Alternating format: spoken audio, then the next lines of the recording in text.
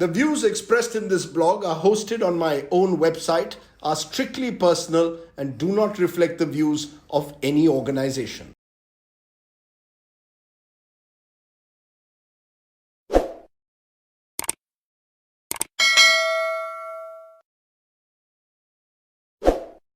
Hello and welcome, my friends, once again to Straight Bat, my weekly video blog, where, as the title suggests, I comment with a straight bat. Today, the curious story of a controversial constitutional functionary who, with his provocative utterances, has done what no one else in the government system has dared to do in the last 7 years. He has actually gone out and publicly taken on Prime Minister Narendra Modi. That's right. Today, the story of 76-year-old Satyapal Malik, the Meghalaya governor who has gone where others would fear to tread. He has actually called out the Prime Minister in public, accused Prime Minister Modi of arrogance in dealing with the farmer protests, and suggested that Prime Minister Modi was out of touch with reality on the issue. Now, there is more than one reason why we should see this as an unusual outburst. Unusual because governors are expected to be little more than ceremonial figures in our constitutional system, people who are rewarded, men and women, for their long service to the ruling party and then are sent into luxurious retirement in these lovely Raj Bhavans at your and my expense, rather a comfortable existence. Unusual also because in the last 7 years of the Modi government, as I said earlier, no one within the system has dared to challenge the system and get away with it. Those who have are quickly dispensed with. Don't believe me? You can ask Ashok Lavasa, the former election commissioner. You can ask Alok Verma, the former CBI chief. Or you can ask Raghuram Rajan, the former Reserve Bank of India governor. Dissent is not tolerated in this system.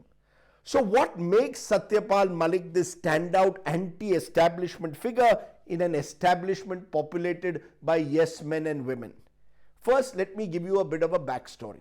About 3 months ago, in early October, someone sent me a news video of Satyapal Malik speaking out on tape attacking the Modi government on the farm laws at a Jat Farmer Sammelan somewhere in Rajasthan.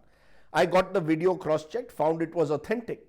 And since it seemed newsworthy, I asked my guest coordinator, will you check if Satyapal Malik will come on the channel or come on my show and give me an interview to explain his remarks? Now, I didn't expect a response from the governor's office because normally governors are conscious of protocol and don't usually clarify to TV cameras. So I was pleasantly surprised when my guest coordinator rings up and says, no sir, Satyapal Malik is saying he will happily give you an interview. You can come tomorrow. He's in Delhi and meet him at Meghalaya Bhavan. So next morning I land up there. I am even more surprised because bang on time, Mr. Malik is already there, ready to give the interview, offers me a cup of tea, which I accept. And before the cameras start rolling, tells me that, a lot of people have been telling me I should not be speaking to Rajdeep Sardesai. I will get into trouble. But I believe you are an honest and upright journalist and you will give me a patient hearing and do me justice. Just don't edit any of my remarks. I agreed to do that and the interview started. He once again maintained his strong stand against the farm laws, said they were anti-farmer, pro-big business. In fact, went to the extent of saying the BJP will lose the next elections if they don't roll back these farm laws. From farm laws, he then spoke about when he was Jammu and Kashmir governor in 2018-19, how the government there of Mehbooba Mufti, the PDP-BJP government was involved in corruption, how he had raised red flags on that. He then tells me that in 2020, when he was Goa governor, he had again complained about corruption in Goa. And in fact, and I'll quote him here, he says that Rajdeep ji, there was corruption in everything in the Goa BJP government, even during the handling of COVID. So I asked him, what did you do about it? He says, I complained to the Prime Minister. So what happened, I asked, and he says, I was removed from Goa and sent to Shillong, and he smiled. Now, it took me a while to digest what was happening. Here was a governor, Mr. Malik, appointed by the BJP government of Narendra Modi at the center, claiming that there is corruption in everything that had happened in a BJP-ruled state of Goa, that too just months before an election. As the interview was winding up, I asked Governor Malik, was he worried that he would now be sacked as governor because of his comments. He paused and smiled again and said, "At my age, Rajdeep ji, I am not worried. I am prepared for anything. If they ask me to resign, I will resign tomorrow." Then added for effect, "I come from a period when politics was a mission. Now it is a business." Sure enough, this Malik interview made a big splash, especially in the Goa newspapers, where it was the first headline in all the papers. The opposition even went to the Raj Bhavan demanding the dismissal of the Pramod Sawant BJP government.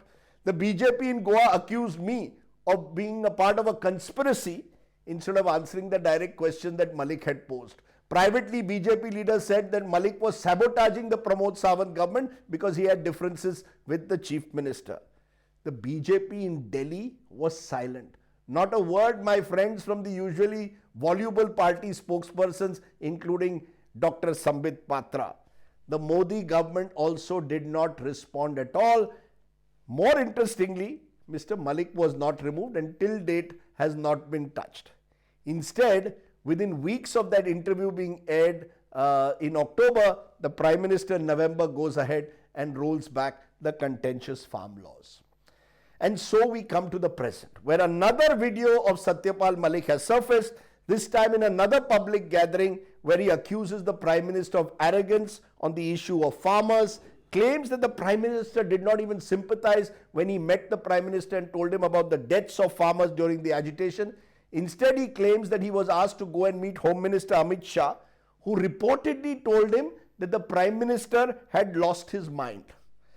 Next day, Mr. Malik was forced to clarify these remarks, claiming that Mr. Shah had told him that the Prime Minister had been misguided by people. To be fair, this is exactly what Mr. Malik had told me in my interview also in October, that Prime Minister Modi was being misguided by people around him on the farmers' issues. However, despite all these clarifications, the fact is Mr. Malik's remarks are a huge embarrassment for Prime Minister Modi, because they echo what the opposition has been saying all along, that the Prime Minister has been uncaring and arrogant when it comes to the farmers' concerns. So the big question, why did Governor Malik say what he did? And more importantly, how has he got away with these utterances? Firstly, my friends, let's understand. Mr. Malik is not some dyed-in-the-wool BJP leader or RSS pracharak. He only joined the BJP in 2003 when Vajpayee was Prime Minister, fought an election against Ajit Singh and lost in Bagpat in 2004. For most of his political career, he has been part of the Janta Parivar. He was, in fact, he cut his teeth in that anti-Congress churning of the early 1970s, was mentored by the late Prime Minister Charan Singh, the Jat leader, along with many other young Jat leaders at the time. He later joined VP Singh's Jan Morcha, was a co-founder of that. They took on the Rajiv Gandhi government over Bofors, and the seeds of rebellion in that sense have always existed in Satyapal Malik, almost part of that third front politics. Secondly, I do believe that Mr. Malik genuinely prides himself as a Kisan Putra from Western UP. And while he may be governor today, his heart is still in the politics of Meerut, where he first entered politics as a student leader. There have been whispers that he may want to return to active politics in some form, although at 75 years one would rather doubt it, but you can never say never. He could be a Jat leader, who knows, who may return to active politics. When I asked him this, he said that was not on the horizon. Thirdly, and most importantly, I get a sense that Mr. Malik is not acting on his own. And this is important because there is a small group of leaders within the BJP RSS who are unhappy that they are not getting a hearing in the Modi regime. That leaders much younger and less experienced than them are getting all the plum posts and they are being marginalized. This group has been angry with the Prime Minister's style of functioning for a while now, but they can't say anything because Mr. Modi is the supreme leader, and if they take him on in public, they will be totally ostracized. Mr. Malik, on the other hand, is protected by the fact that he is a constitutional figure. If the centre was to remove him today, he becomes a martyr and a hero for the agitating farmers, and it would send the wrong message to the farmers ahead of the elections, especially in Western UP. Mr. Malik's term as governor ends next year. and I believe it is highly improbable that he will be re-nominated now by the BJP government. In the meantime, I get a sense that he has decided that he has little to lose. And at this age in life, he might as well take one last stand and emerge as a rebel with a cause.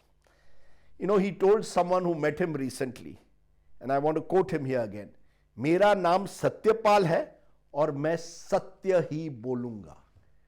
Truth to power, all too rare in public life in this country. Think about it. That was the Straight Bat.